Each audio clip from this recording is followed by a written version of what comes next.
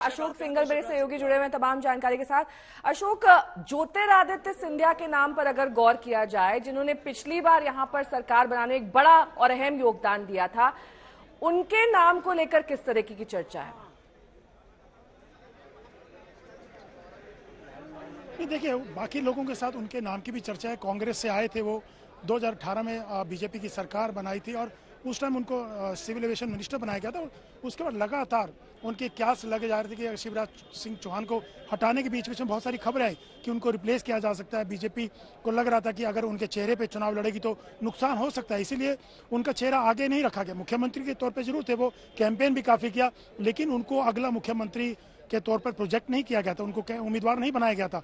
बहुत सारे लोगों को उतार दिया गया था मैदान में, केंद्रीय मंत्रियों को, सांसदों को, ताकि एक मैसेज दिया जा सके कि शिवराज सिंह चौहान नहीं, बहुत सारे हमारे पास मुख्यमंत्री पद के उम्मीदवार हैं। कमल और प्रधानमंत्री मोदी के चेहरे पर चुनाव लड़ा गया था और ज्योतिरादित्य सिंधिया को बीच में कई बार ऐसी चर्चा हुई कि वो रिप्लेस कर सकते हैं शिवराज सिंह चौहान को लेके, लेकिन जिस ढंग से उन्होंने चुनाव में मेहनत की, कैंपेन किया और मध्य प्रदेश का एक जाना माना चेहरा, सिंधिया परिवार से आते हैं, तो उसको देखते हुए उनका नाम भी चर्चा में है और बहुत सारे नाम हैं, उनमें से एक सिंधिया का नाम भी है। अब देखना होगा कि क्या सिंधिया मध्य प्रदेश की आगे की पॉलिटिक्स के लिए पार्टी आलाकमान की उस पर खरा बैठते हैं। 2024 को लेकर के पार्टी को क्या तमाम सीटें जितवा पाते हैं, क्योंकि एक सीट नहीं थी छिंदवाड़ा की, बाकी तमाम सीटें बीजेपी के पास थी। क्या तमाम सीटों पे दोबारा से वो एक सीट कम थी, 29 की 29 सीटों पे बीजेपी को काबिज करवा सकते हैं? तो बीजेपी को ये तमाम आंकलन करके ही निर्णय लेना होगा कि क्या सिंधिया ज़्यादा बेहतर होंगे या उनसे बेहतर और भी बीजेपी के पास हैं। तो देखना होगा कि क्या कौन उनकी नज़र में ठीक बैठता है आलाकमान की, और विधायकों से राय लेने के बाद फिर आज शाम को फैसला हो सकता है कि कौन बीजेपी की तमाम कैलकुलेशंस पे खरा उतरा है। और सीएम पद के जो दावेदार हैं, शिवराज सिंह चौहान, कैलाश विजयवर्गीय, नरेंद्र सिंह तोमर, उनके बयान आपको सुनवा देते हैं।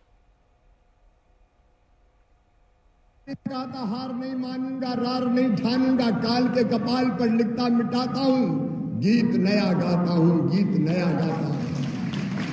और नया गीत है, विधानसभा में हम भले नहीं जीते, लेकिन लोकसभा के चुनाव में दोनों विधानसभा पूरे श्योपुर जिले से भारी बहुमत को जिताएंगे। मेरा काम है इस समय 29 की 29 सीटें जीतना, भारतीय जनता पार्टी जीते, हम सबके साथ मिलके उस अभियान में मैं लगाऊं। विधायक भी हो सकता है सीएम, ऐसा कुछ? भारतीय जनता पार्टी का जो भी फैसला। आप दिल्ली जाएंगे?